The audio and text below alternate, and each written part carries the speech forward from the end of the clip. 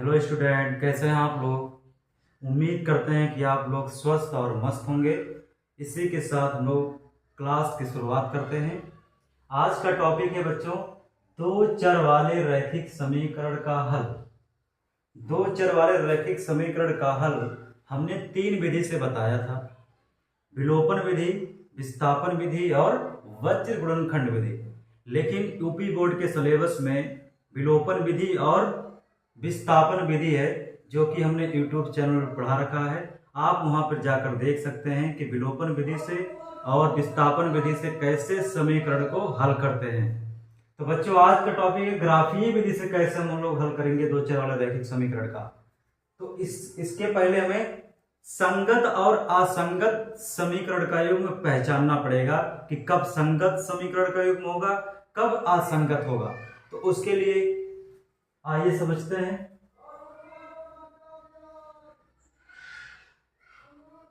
a1x1 b1y1 plus c1 बराबर 0 समीकरण 1, a2x2 b2y2 plus c2 बराबर समीकरण number 2।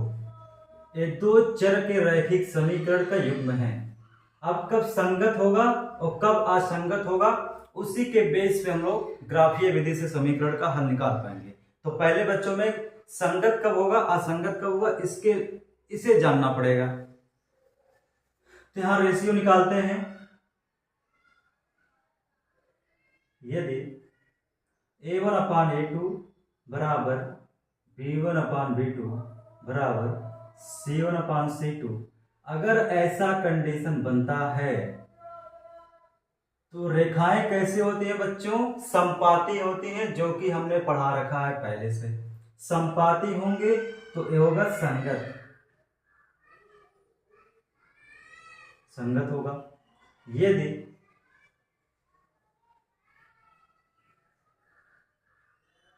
a1/a2 not equal to b1/b2, अगर ऐसा कंडीशन बनता है बच्चों, तो रेखाएं क्या, समीकरण का युग्म कैसा होगा, संगत होगा। अगर ऐसा कंडीशन बनता है तो हम ये भी कह सकते हैं कि रेखाएं एक बिंदु पर केवल प्रतिच्छेद करती हैं और समीकरण का एक हल होता है, तो वहां संगत भी होता है। इसमें कह सकते हैं बच्चों कि दो रेखाओं का जो दो चर वाला रैखिक समीकरण का युग्म है, रेखाएं आपस में समपाती होंगी, इनके अनेक हल होंगे, तो इसे हम कह सकते हैं संगत भी होगा इसके साथ साथ। अगला कंडीशन है बच्चों a1/a2 बराबर b1/b2 not equal to c1/c2। अगर ऐसा कंडीशन बनता है तो रेखाएं कैसी होती हैं, समांतर होती हैं, तो वहां पर कोई हल नहीं होता है, तो इसे हम कह सकते हैं असंगत।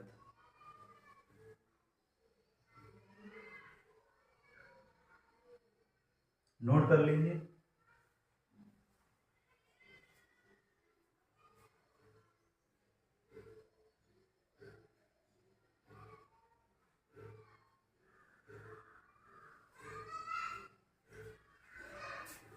अब देखिए बच्चों, संगत और असंगत हमने तो पहचान लेंगे। रेशियो निकालकर a1a2 b1b2 और c1/c2 का रेशियो निकालकर हम संगत और असंगत की पहचान कर सकते हैं। लेकिन कब कब ग्राफीय विधि से हल होगा, जब रैखिक समीकरण का युग्म संगत होगा, संगत होगा, तब हम क्या किससे हल करेंगे, ग्राफीय विधि से हल करते हैं।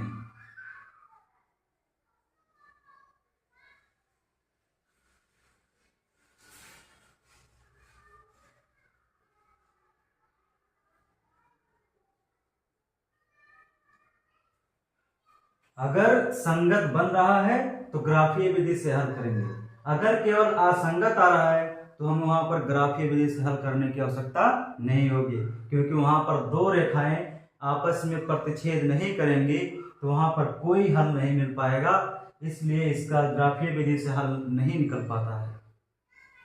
नोट करिए बच्चों। आइए क्वेश्चन से समझते हैं।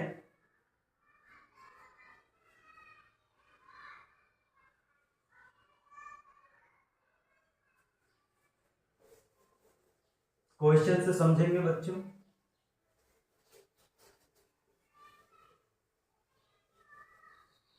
जब संगत होगा तभी हल करना पड़ेगा।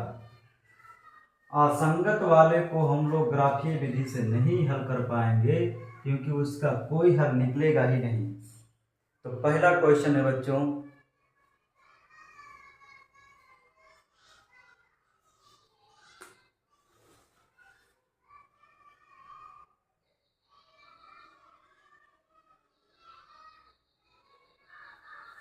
पहला क्वेश्चन है x प्लस वाई बराबर 5। Equation first, 2x plus 2y बराबर 10।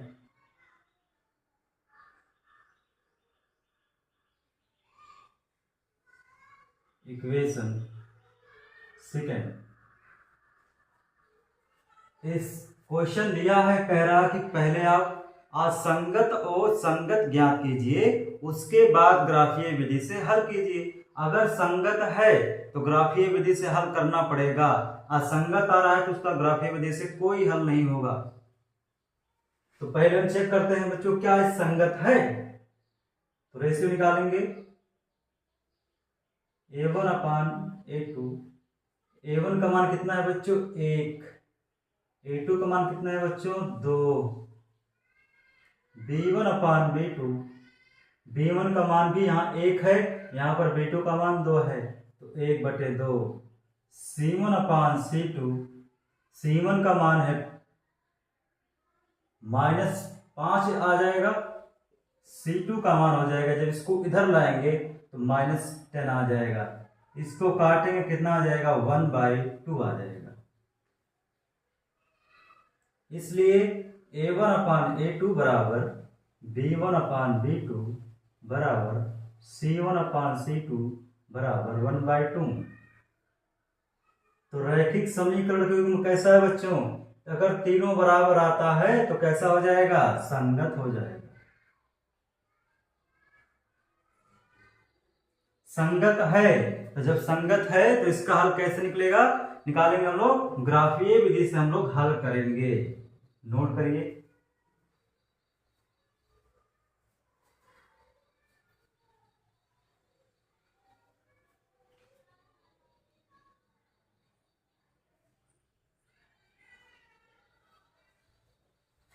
अब ग्राफीय विधि से कैसे हल करते हैं बच्चों, आइए समझते हैं।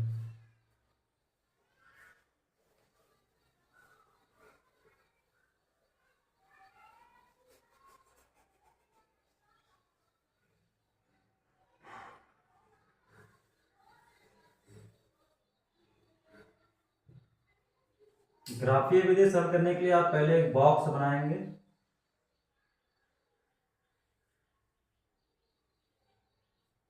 आपका समीकरण यही था, x प्लस वाई बराबर 5। दूसरा समीकरण था 2x प्लस 2y बराबर 10।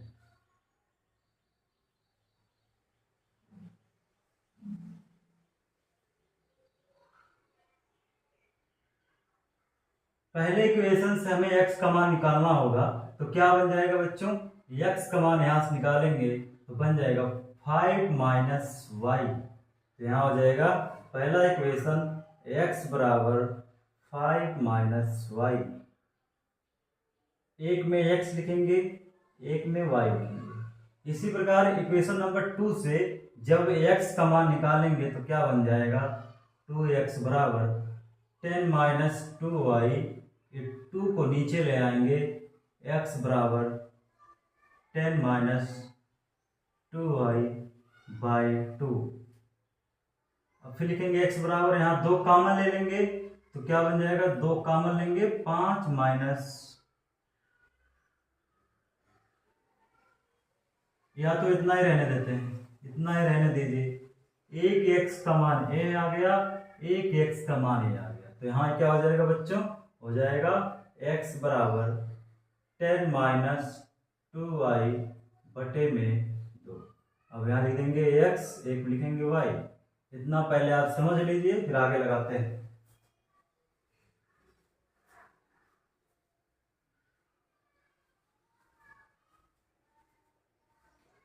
हमने समीकरण एक से x का मान निकाल दिया और यहाँ पर रख दिया। समीकरण 2 से x का मान निकाल दिया और यहाँ पर पुट कर दिया। अब देखिए x का मान, y का मान हम क्या रखते हैं बच्चों 0। जब यहाँ 0 पुट करेंगे तो x का मान कितना आ जाएगा 5 आ जाएगा। y का मान हम 1 पुट करते हैं तो y का मान यहाँ 1 रखेंगे तो 5 में से 1 गया, कितना बचेगा 4, यानी कि x का मान कितना आ गया 4 आ गया। इसी प्रकार y का मान 2 रखिए, y का मान हमने 2 रख दिया। जब यहाँ 2 रखेंगे तो कितना बचेगा 5 माइनस 2 कितना आ जाएगा 3 आ जाएगा, यानी x का मान कितना आ गया 3 आ गया। ठीक है, इक्वेशन नंबर आपका x का मान यह निकला है 10y माइनस 2y बाई 2। हम यहाँ पर y का मान 0 पुट करते हैं, 0। जब y का मान यहाँ 0 पुट करेंगे तो क्या हो जाएगा, ये पूरा 0 हो जाएगा, बटे में 2 बचेगा, 2 से 10 में भाग करेंगे कितना आएगा 5 आएगा, यानी कि x का मान कितना आ गया, x का मान भी कितना आ गया 5 आ गया। अब इसी प्रकार y का मान जब 1 पुट करेंगे इसी में, तो y का मान जब 1 पुट करेंगे तो y की जगह पे 1 रख देंगे, बटे में 2 है तो 10 माइनस 2 आएगा, बटे में 2, 10 में से 2 गया 8, 8 बटे 2 कितना आएगा 4 आ जाएगा, यानी कि x का मान कितना आ जाएगा 4 आ जाएगा। इसी प्रकार जब y का मान 2 पुट करेंगे तो y का मान जब यहाँ 2 आ जाएगा, 2 दुना कितना हो जाएगा 4, 10 में से 4 गया 6, 6 बटे 2 कितना आ जाएगा 3 आ जाएगा। आप ऐसे भी समझ सकते हो बच्चों, क्योंकि a1/a2 बराबर b1/b2 बराबर c1/c2 का रेशियो बराबर है, यानी कि दोनों रेखाएं कैसे होंगी संपाती होंगे, संपाती के साथ साथ संगत भी होंगे। तब उनका ग्राफीय विधि से कैसे हम निकालते हैं, समीकरण 1 से चाहे x का मान निकाल लीजिए चाहे y का मान निकाल लीजिए। जब दोनों रेखाएं संपाती हैं तो दोनों का वैल्यू क्या आएगा सेम आएगा। तो आइए ग्राफ बनाते हैं, नोट करिए।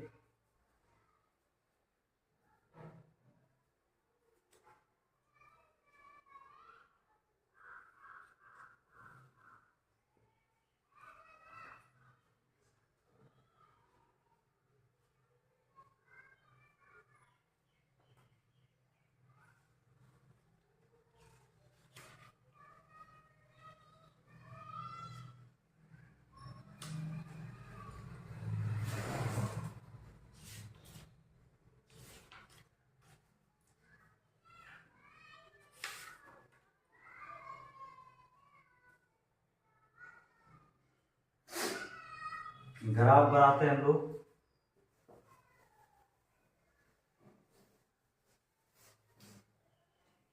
ये पॉइंट हमें याद रखना पड़ेगा, इसको हम यहाँ साइड में लिख देते हैं x बटे वाई, पहले के लिए 5, 4, आसानी के लिए यहाँ लिख देते हैं 1, 2।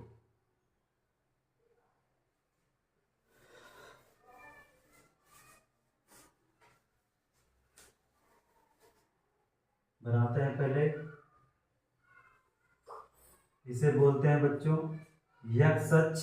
यक्ष अक्ष कोई पूछ लिया किसे कहते हैं, तो हॉरिजॉन्टल लाइन क्षैतिज रेखा को, पड़ी रेखा को यक्ष अक्ष बोलते हैं। वाई अक्ष किसे बोलते हैं बच्चों, कोई पूछ लिया आपसे वाई अक्ष क्या होता है, तो वाई अक्ष बोलेंगे ऊर्ध्वाधर लाइन को, वर्टिकल लाइन को, खड़ी रेखा को वाई अक्ष बोलते हैं। जहां पर दोनों एक्स अक्ष और वाई अक्ष लंबवत काटती हैं जिस बिंदु पर, उसे बोलते हैं मूल बिंदु, और मूल बिंदु का निर्देशांक होता है 0, 0। तो यहां हम लिखते हैं इसका निर्देशांक 0, 0। अब आइए बच्चों यहाँ देखते हैं यक्ष का अधिकतम मान कितना है। यक्ष का अधिकतम मान 5 है, प्लस में 5 है, तो हम 5 तक जाएंगे अधिकतम। 1, 2, 3, 4, 5, अधिकतम 5 है, इसका मान हो जाएगा 1, 2, 3, 4, 5, y का अधिकतम मान कितना है बच्चों? 2 है।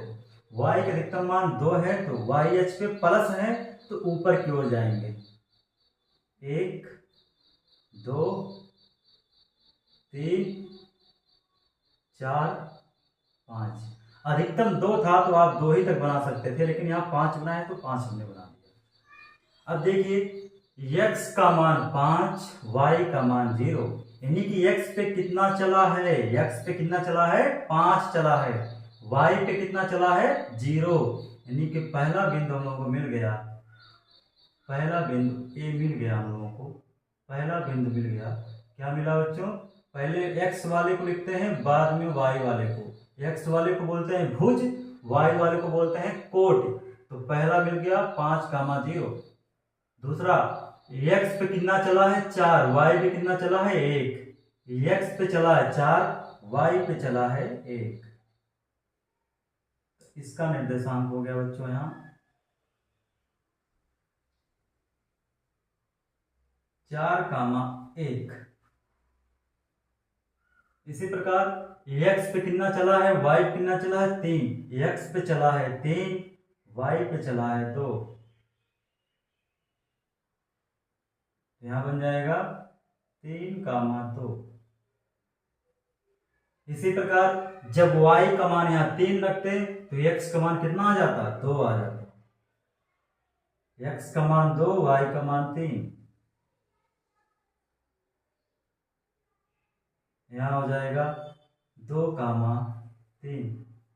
इसी प्रकार जब x का मान y का मान 4 रखते तो x का मान 1 आ जाता। तो यहाँ 1 और 4 हो जाएगा इसका 1,4।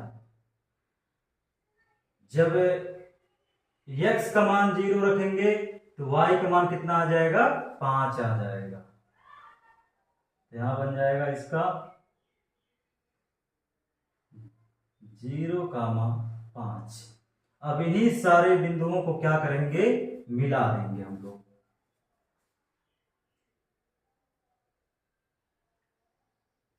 इन्हीं सारे बिंदुओं को हम लोग एक सीधी लाइन बन रही है, इसे हम लोग बच्चों पटरी से मिलाएंगे तो एकदम से सीधे बनेंगे। पटरी से जब इसे मिलाएंगे तो एकदम सीधी लाइन बनेगी। इसी प्रकार जब दूसरे इक्वेशन का, दूसरे समीकरण का भी लाइन बनाएंगे तो यही लाइन आएगा, क्योंकि दोनों रेखाएं आपस में कैसे होंगी? समपाती होंगी। तो समपाती होंगी तो दूसरी किरण भी इसी पे बनाए दे रहे हैं।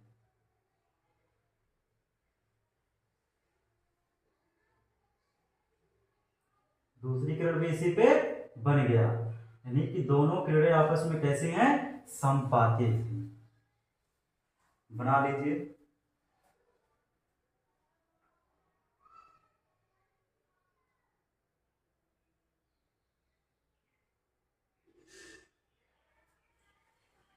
अब बच्चों कोई पूछेगा कि इसका मान कितना, इसका हल कितना होगा?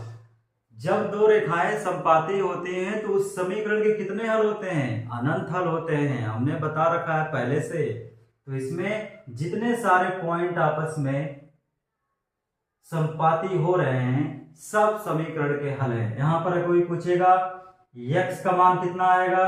5 आएगा। y का मान कितना आएगा? 0 आएगा। कोई यहां पूछ लिया x का मान कितना आएगा? 4 आएगा। y का मान कितना आएगा? 1 आएगा। यानी कि इस समीकरण के अनंत हल होंगे। यहां लिख देंगे x और y के अनेक हल होंगे। नोट करिए।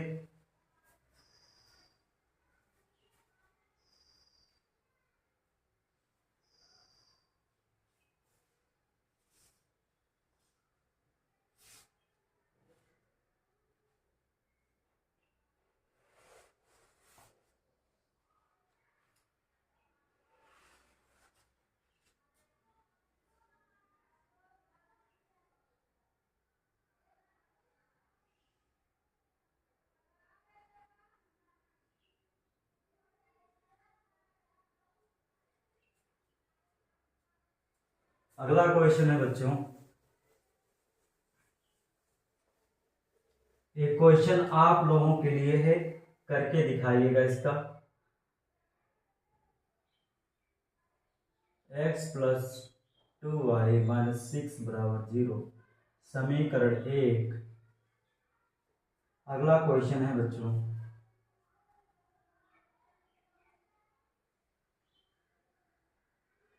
To x plus 3y minus 10 बराबर 0, समीकरण नंबर 2। इसका हल हमें कमेंट बॉक्स में दीजिए कि x का मान क्या होगा और y का मान क्या होगा।